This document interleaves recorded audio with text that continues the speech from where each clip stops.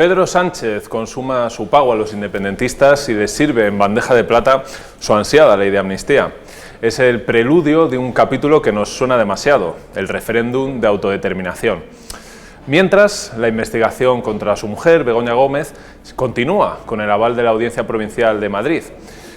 Hay que decir, además, que a Moncloa no dejan de acumulársele las denuncias en la puerta. Y, por cierto, esta ley de amnistía, a partir de ahora, va a tener que ser aplicada por los jueces que ya han sido cubiertos por el fango de Sánchez, igual que los medios de comunicación. Veremos a ver qué sucede. Son todos temas que requieren de análisis y de reflexión. Y para ello contamos con Francisco Rosell, director de Voz Populi. Borja, muy buenas. Muy buenas. Y también con Alejandro Vara, el jefe de opinión de esta casa. ¿Qué tal, Borja? Muy bienvenido. Gracias. Bueno, son muchísimas cosas de las que hablar, la verdad, pero hay una que marca un hito histórico en nuestro país, que ha sido la aprobación de la ley de amnistía, ¿no? Al parecer, Pedro Sánchez ha cumplido su palabra por una vez, pero lo ha hecho con Carles Puigdemont. Bueno, hoy es un acto de auténtica infamia, ¿no? El que se ha consumado en el Congreso de los Diputados, un acto de corrupción máxima, que es comprar tu presidencia del Gobierno a cambio de 7 votos y prestarle la amnistía a un prófugo de la justicia como es Puigdemont. Es decir, el que puede la corrupción máxima, está claro que luego puede también otro tipo de corrupciones, como hemos visto y que luego podemos ver. Pero también se ha consumado un gran bulo, porque recuerdo que Pedro Sánchez decía que él no iba a pactar con los independentistas, no iba a pactar con Podemos y que todo eran mentiras para descalificarle.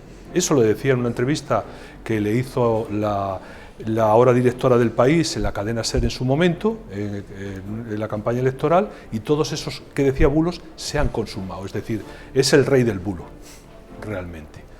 Detectando todas las críticas que de los medios de comunicación que alertábamos de lo que se podía producir. Y claro, hemos llegado al extremo de la aprobación de la ley de amnistía, que es una ley de impunidad a los independentistas, que no va a servir para pacificar ni muchísimo menos a Cataluña, solamente va a servir para que Pedro Sánchez pueda prolongar su permanencia en la Moncloa exclusivamente. Y como es un acto de auténtica vergüenza, tanto así lo ha comprendido él, que ha estado ausente en esa votación.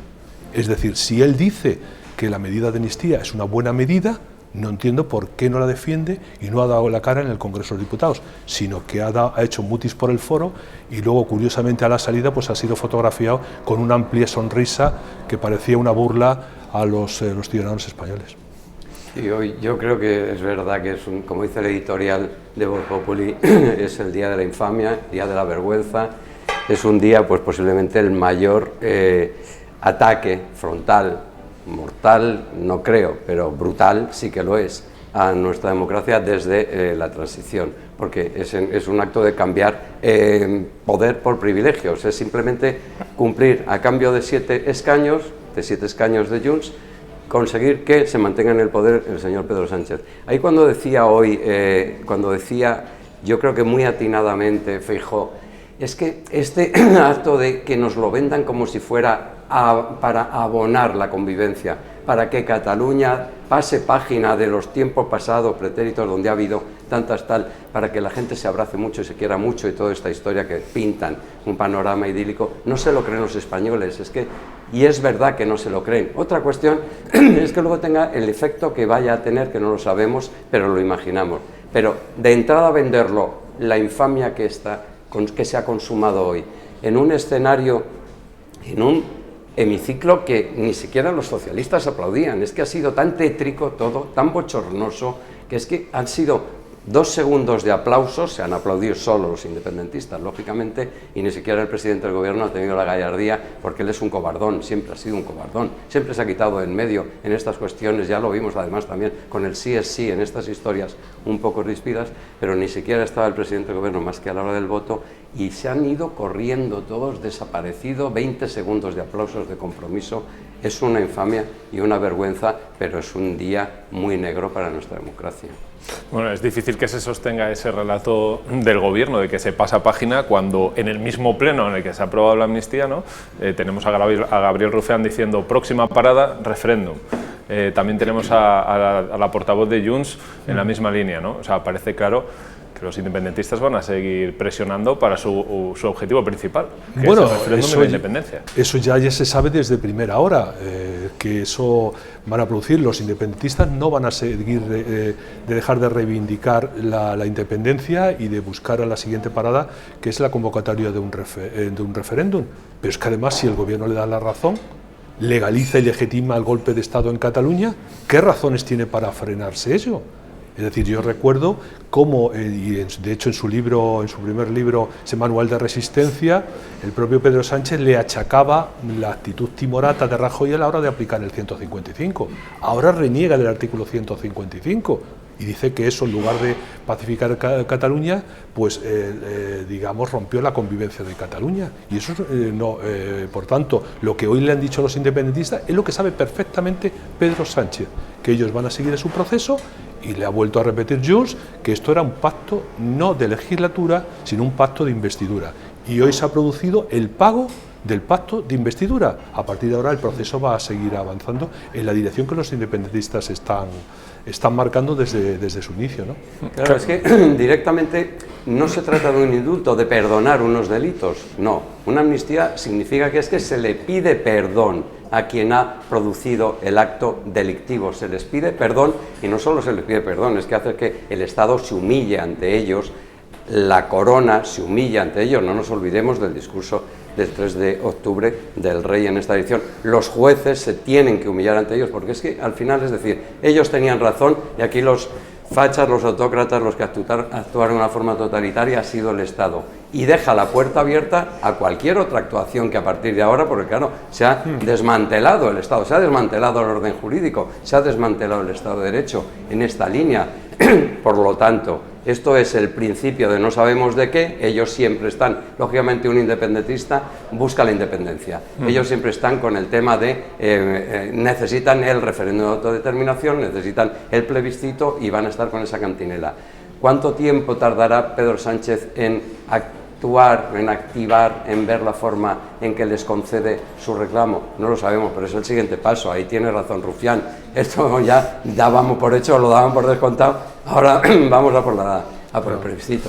De hecho, Miriam Nogueras ha dicho que lógicamente ellas van a ir a por la independencia y que están mejor preparados para ello. ¿Qué quiere decir mejor preparados?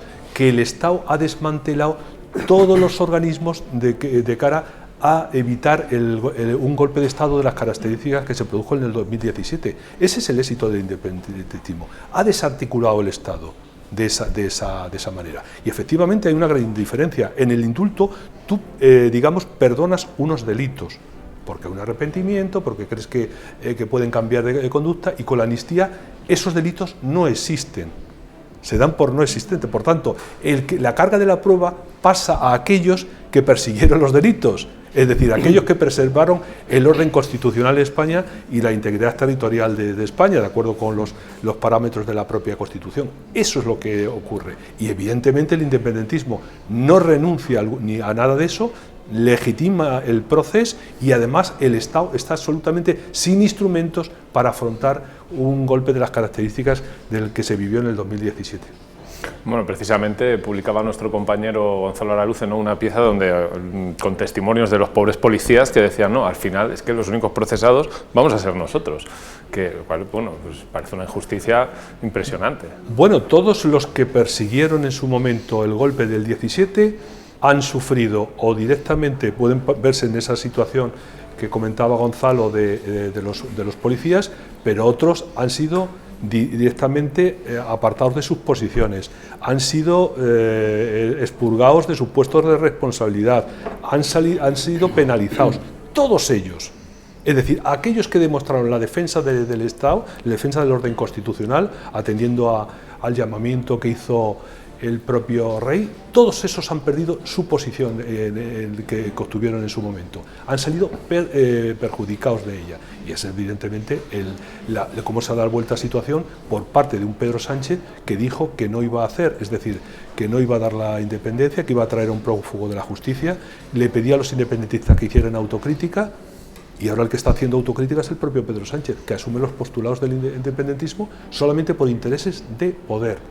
Y con una consecuencia añadida, que no solamente se ha legitimado el proceso, sino que se ha extendido al conjunto de España, porque hoy quienes dominan la política española en las decisiones son los independentistas catalanes, como acabamos de ver en la sesión en la que se ha aprobado la amnistía, ¿no? Claro, porque luego ya, una vez pasada la fecha de las elecciones europeas, entramos en que lo hemos dejado colgado, nadie se acuerda de que hubo elecciones en Cataluña y que todavía no está muy claro, hay que formar todavía la mesa del Parlamento y también hay que ver qué gobierno se forma. Esa es la siguiente fase. Una vez que ahora ya han conseguido la ley de amnistía, se vuelve otra vez como al guión pretérito, es decir, ¿cuándo va a venir Puigdemont? ¿Qué gobierno va a haber? ¿Qué le va a pasar a ella? ¿Cómo van a pactar? ¿Cómo se queda toda esta historia? A mí del día de hoy, del día negro de hoy, se me queda la frase de Feijóo cuando dice que hoy es el acta de defunción del PSOE. Yo creo que es muy optimista, o a lo mejor llega un poco tarde, porque el PSOE ya prácticamente está difunto desde que llegó Pedro Sánchez, porque ahora estamos ya en el sanchismo. El PSOE ha pasado a mejor vida, pero si esto puede significar que haya un cambio, porque también no nos engañemos, hay mucha gente que vota al PSOE que no está de acuerdo con la amnistía, mucha gente. Otra cuestión está si esta historia, si la amnistía ahora mismo ya está descontada, tiene efectos prácticos, veremos a ver si funciona en la campaña electoral de las europeas, yo lo dudo mucho, pero veremos a ver, pero sí que es cierto que significa el paso, la amnistía, el paso previo a las elecciones europeas y luego a ver cómo actúa en el futuro gobierno de Cataluña, que como dice el director, oye, es que al final son ellos los que tienen todavía la sartén por el mango y deciden y fuerzan el color político que pueda dominar en Madrid. Al final, un acontecimiento tan importante como la aprobación de esta ley de amnistía se ha visto en cierta manera ensombrecida mediáticamente por otro caso que requiere toda la atención, ¿no?, de la ciudadanía y de los medios, como es esa causa abierta contra Begoña Gómez, que claro, al principio de la semana el gobierno manejaba a su favor el informe de la UCO, que decía la UCO no ve indicios de delito en Begoña Gómez, pero poco después va a la Audiencia Provincial de Madrid y dice que puede haber indicios y que se siga adelante con el procedimiento. ¿Qué lectura hacéis de cómo está ahora mismo la situación con Begoña Gómez? Bueno, el caso Begoña Gómez, que yo insisto que no es el caso Begoña Gómez, que es el caso Pedro Sánchez, de ahí que él se esté atrincherando y hiciera pues aquella retirada estratégica que produjo y que todos sabemos por qué cuál fue la razón que se movió. Sabía que ya su mujer estaba siendo investigada y tomó esa decisión pues con la estrategia habitual de Pedro Sánchez, pegarle una patada en el tablero para reposicionar las fichas y ganar tiempo. Evidentemente, ni la amnistía, que va a tener unas consecuencias terribles para el orden constitucional español, pero va a poder apagar el fuego. Es decir, la huida permanente de Sánchez, que ha puesto... bueno, yo creo que tenía, el otro día en una de las columnas, José Alejandro Barer tenía mucho acierto, decía que Pedro Sánchez era de esos políticos que por freírse un par de huevos es capaz de poner e incendiar la casa, y es lo que está haciendo Pedro Sánchez, está incendiando la casa. Porque lo que estamos viendo con relación al independentismo y a su entrega al separatismo, lo estamos viendo en cómo te está poniendo patas arriba toda la política internacional. Empezó con Argentina, ha seguido con Israel, ha seguido con Italia, bueno, donde su querida Georgia, que decía en algún momento el propio presidente, ahora es la demonización absoluta del peor fascismo, etcétera, etcétera, y todas las barbaridades. Es que está poniendo patas arriba todo. Es decir, la herencia, el otro día Felipe González, en la entrevista que le hicieron en El Hormiguero, relacionaba un poco los desastres que había causado Zapatero al partido. Yo creo que cuando Pedro Sánchez salga del gobierno, los desastres van a ser aún mayor y más irreversibles que los de Zapatero, que ya dejó bastantes detrás, ¿no? Y bueno, esas son las consecuencias. La fuga permanente de Sánchez por mantenerse en el poder, pues está incendiando el país, ¿no? Alejandro, al hilo de las palabras de Paco, te propongo un titular para una columna: pesadilla en la cocina, ¿no? En la cocina, si antes no he quemado la casa, porque Pedro Sánchez... Con la frase de José Alejandro hay que tener mucho cuidado porque ya le motivó la gran estupidez del ministro Óscar Puente de confundir el título de una película con un insulto personal, pero vamos, ante una clase política absolutamente iletrada puede ocurrir cualquier cosa, pero seguro que ese podría ser un buen título mismo. No tienen sentido del humor, hay que reconocer que esta gente de progreso no les hace mucha gracia nuestras ironías o nuestros chistes. Hombre, yo creo que lo del caso Begoña Gómez va a tener consecuencias. Me da la sensación de que ese paso adelante de la Audiencia Provincial de Madrid, diciendo que hay indicios objetivos, que hay caso, que por más que la Fiscalía en un recurso absolutamente inédito, inaudito, sin precedentes, nunca se ha actuado así, esa historia evidentemente retrata al fiscal general del Estado y a todo lo que tiene que ver con cómo está funcionando determinados estamentos que dependen fundamentalmente del señor Bolaños. Todas estas historias hacen pupa, porque lo hemos visto ahora, lo hemos visto al enterarnos que Sánchez sabía antes de hacer todo el paripé de los 5 días de retiro melindroso, de los llantos, de la carta lacrimógena, de la carta sentimental, del cómo quiero a mi mujer, todo eso ya sabía él, efectivamente, ya había nombrado abogado para Begoña Gómez, sabía efectivamente lo que había en el juzgado y cómo estaba el proceso, la situación procesal. Y durante tanto tiempo ha estado engañando a tanta gente, incluido a los propios, porque es que el numerón de Ferraz, ahora revisado, una vez que sabemos todo lo que ha ocurrido y todo lo que él sabía, toda esa historia y lo de ir a visitar al rey, todo esto, pero es que hay mucha gente dentro del partido, supongo, o por lo menos incluso de su ámbito, de su entorno, de la proximidad más cercana a Pedro Sánchez, que se tienen que sentir estafados e iracundos. Y luego, según van abundando las noticias, el entorno de Begoña Gómez, es que ha hecho de todo esta señora, por lo menos las noticias que estamos conociendo y que estamos publicando, tanto Begoña Gómez como otro personaje del entorno familiar, como es su hermano, donde Voz Populi lleva la voz cantante en cuanto a las noticias que se están produciendo en Portugal. Toda esa historia no ha hecho más que empezar. Yo estoy convencido de que va a llegar incluso a lo mejor más lejos que el caso Koldo, que ya vemos que llega a todos los ministerios y a todas las comunidades autónomas.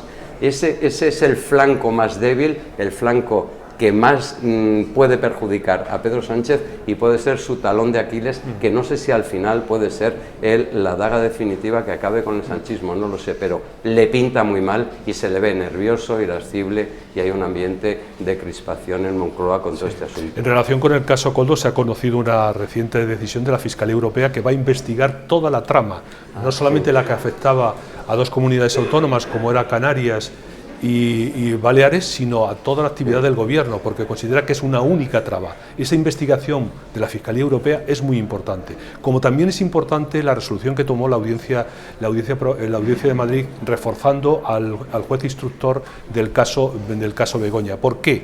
Porque frente a las insidias, los comentarios despectivos de la Fiscalía y de incluso del Partido Socialista diciendo que eran meros recortes de prensa, como si las investigaciones de la prensa no tuvieran importancia, reafirma la importancia del papel de los medios de comunicación. Ojo, los medios de comunicación en este país han sido fundamentales en la persecución y en la lucha contra la corrupción en los tiempos de Felipe González, lo fue en los tiempos de Rajoy, lo fue en los tiempos de Aznar, lo ha sido con todos los gobernantes democráticos.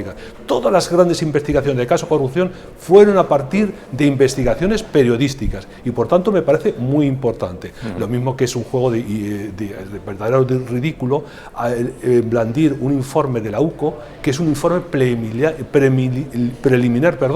muy al inicio, en el que no puede llegar a ninguna conclusiones, como se está poniendo de manifiesto a medida que vamos conociendo toda la dimensión de la trama en torno a la mujer del presidente, o como dice Pachi López, la presidenta del gobierno, porque dado su poder y su capacidad, lo entiendo el lapsus del propio portavoz socialista. Pero esta es una trama que sigue avanzando y es muy importante el papel de la prensa, como es muy importante el papel de los jueces. Y por eso esa resolución de la audiencia protegiendo al juez frente al hostigamiento de la Fiscalía. Hay que recordar que esa Fiscalía estaba montando guardia en las actuaciones del propio juez para, digamos, obstaculizar su propia investigación. Es muy importante en todos los órdenes, de cara a la justicia y de cara a la democracia, el papel de los medios de comunicación. No, es que después de solo una cosa, después de las europeas, yo creo que todo lo que está diciendo el director va a ponerse en marcha ya, evidentemente, la ley del bulo y la ley de persecución, de apretar más a los jueces, porque hay un juez que se llama Peinado que evidentemente ha dicho, oye, que esta historia va para adelante porque hay materia, reforzado por la audiencia provincial, y luego la persecución de los medios, que sí que en este caso en concreto además salimos reforzados, porque, oye, evidentemente son recortes de periódico, no, son noticias que responden a hechos, que son verosímiles y verdades. Por lo tanto, se acabó ya de la tontería de que son cuatro recortes de periódico. ¿Quién se traga esa trola, ese bulo que está difundiendo la Moncloa? Son hechos de una enorme gravedad publicados en periódicos, que es diferente. Sí, exacto. Esto es verdad que hay que denunciarlo, porque las personas que seguimos de cerca las comisiones de investigación de Koldo en el Senado o en el Congreso, es que cada 2 por 3 hablan de noticias como algo despectivo. ¿Os imagináis que el Tribunal Supremo, en el caso Watergate, hubiera dicho que no podía tomar decisiones contra el presidente de los Estados Unidos porque eran noticias que habían publicado 2 periódicos, fundamentalmente el Washington Post, pero también el New York Times, y que por tanto lo publicaron esos periódicos no tenía relevancia? ¿Os imagináis eso? Al contrario, hubo una sentencia del Tribunal Supremo reafirmando la importancia de los medios de comunicación en la salvaguarda de las democracias, como vigilantes de la democracia. En cambio aquí pues encontramos pues el rey del bulo esparciendo pues este tipo de basura para intentar anular el papel que le incomoda de la prensa crítica, claro. Por no hablar de la manía que le han cogido al término digital, ¿no? Eso de en el Ministerio de Transformación Digital, todo el rato hablando de movilidad sostenible, no sé qué, y en cambio, no, los digitales, los tabloides. Sí, pero ahí tenemos también nosotros mucho que hacer. Yo creo que hay que hacer mucho. En ese sentido y en esta línea, oye, pues sí, recortes de prensa, sí, pues resulta que fue el Washington Post y se cargaron al presidente de los Estados Unidos. Y aquí igual lo que se está publicando son noticias que responden a hechos que evidentemente se están confirmando en los tribunales. Vamos a ver hasta dónde se llega, pero de momento sí que tenemos que hacer, poner una causa como es la defensa de la libertad de información. Bueno, Alejandro Vara, muchísimas gracias por estar con nosotros hoy. Gracias a ti, Borja. Y en lo que se incorpora a nuestro debate, Gemma Huesca, la experta en tribunales de Voz Populi. Francisco, te quería preguntar, porque claro, precisamente gracias a esa labor de la prensa y en concreto de Voz Populi, pues se han ido generando una serie de denuncias por diversos temas que hemos publicado, como el hermano de Pedro Sánchez, también las mentiras de Francina Armengol en la comisión de investigación, o los recursos públicos que utilizó Sánchez para promocionar su libro. Yo creo que sí, me parece fundamental el papel que estamos desarrollando algunos medios y con lo que toca a Voz Populi, todas las investigaciones que estamos haciendo sobre el caso Koldo, sobre la circunstancia de la mujer del presidente, como del hermano del presidente y otras irregularidades que se están produciendo. Y esa es una labor fundamental, el de la prensa. Y yo creo que en Voz Populi nos podemos sentir muy orgullosos de esa investigación, porque el verdadero periodismo es el que investiga estos asuntos y que le enseña al poder aquello que el poder intenta ocultar de 2 maneras, negándolo o directamente atacando los medios de comunicación, para que no se aparten de cuál es su verdadero camino, que es el de la investigación, y informarle a la gente de lo que está pasando en un régimen de opinión pública que es una democracia, ¿no? Bueno, y ya está con nosotros Gemma Huesca, responsable de tribunales de Voz Populi. Muy bienvenida, muchas gracias. Bueno, un par de cuestiones rápidas, tema judicial, tema legal, ahora con la ley de amnistía, también para que los espectadores tengan claro. Ahora que ya se ha publicado y que que se ha aprobado y falta que se publique en el BOE, ahora queda claro en manos de los jueces su aplicación. ¿Pueden negarse a aplicarla o qué camino les queda? Bueno, a ver, la ley está hecha de forma tal que les cueste mucho a los jueces negarse y de hecho les da 2 meses para aplicarla en los procedimientos, pero también es verdad que nunca hemos estado en un escenario como este y que hay que ver cómo evoluciona. Las herramientas que tiene el Tribunal Supremo, que como estamos contando en Voz Populi es el que va a dirigir todo el grueso de causas, por ser el Alto Tribunal de España que lleva el procés, son o bien ir al TJUE o bien ir al Constitucional. Pero es verdad que tienen que estudiar muy bien porque la ley, con todas las redacciones y las modificaciones que ha ido sumando a raíz de las recomendaciones de la Comisión de Venecia y de las enmiendas, pues es verdad que tiene ciertas lagunas, sobre todo en dos puntos que para mí son las dos patatas calientes de la ley, que es lo relacionado con la malversación y con el terrorismo. ¿Por qué? Porque la desobediencia, los desórdenes públicos están muy bien atados y son fácilmente amnistiables, pero una malversación de fondos públicos para organizar el procés es muy difícil de justificar y puede contravenir la directiva europea y ni qué decir tiene un delito de terrorismo. O sea, que parece claro que constitucional, entre el Constitucional y Europa, parece que va a ser más fácil que sea Europa la que frene o matice esta ley, ¿no? Bueno, es importante que el TJUE se pronuncie, pero también es verdad que la justicia europea no puede paralizar normas nacionales. Puede decir si contraviene o no el derecho comunitario, en cuyo caso ya es grave que contravenga el derecho comunitario viniendo de un país como España. Pero lo que sí parece claro es que la aplicación de esta ley se va a alargar. El hecho de que recurran al TJUE no quiere decir que se suspenda la ley está vigente, solo que no se aplica en el tiempo en el que se está preguntando si es o no constitucional. Pero es evidente que se va a alargar la aplicación, se va a alargar porque esto pues va a llevar un tiempo. Ahora lo que va a hacer el Supremo es dar traslado a las partes y preguntarle a las partes, oiga, ¿ustedes qué opinan de esta ley? ¿Están a favor? ¿Están en contra? Y todo eso son plazos y tiempos que van sumando. Y bueno, habrá que ver por dónde sale el Supremo. Yo creo que no lo tienen tan fácil, no lo tienen tan fácil los del procés. Y también una última cosa muy rápida, hemos visto que el Consejo Fiscal se ha pronunciado de manera importante este mismo día. Bueno, la Fiscalía, sí. Correcto, los fiscales del procés se han pronunciado. Hay que decir que ahí también puede haber fricciones dentro de la Fiscalía. ¿Por qué? Porque la cúpula va por un lado y los fiscales del procés van por otro. Han remitido un borrador de informe que es muy importante y en el que precisamente están analizando lo que decimos. Ojo con la malversación, puede contravenir la directiva europea. Aquí se destinó mucho dinero a organizar el referéndum ilegal. Es una malversación, pues puede. ¿Eran funcionarios en activo? Sí. Bueno, pues a ver qué dice Europa de esto. Bueno, sí, es que yo creo que esos son los dos problemas graves a la hora de aplicar, porque efectivamente la amnistía entra en funcionamiento, lo que no entra es la aplicación, y ahí contraviene dos directivas europeas que pueden ser a lo que se puede agarrar el Tribunal de Justicia de la Unión Europea para paralizar la aplicación de la ley según los casos. Por tanto, entramos en un proceso muy pantanoso, es decir, no va a ser tan fácil, no va a ser una aplicación inmediata, ni muchísimo menos como ha explicado Gemma. Bueno, pues hasta aquí nuestro debate de hoy. Muchísimas gracias, Francisco Rosell. Muy bien. Y muchas gracias, Gemma Huesca. Un placer. Y nada, mientras tanto seguiremos muy pendientes de lo que va sucediendo y también con las elecciones europeas, que ya no falta mucho. Muchas gracias por vernos y por leernos.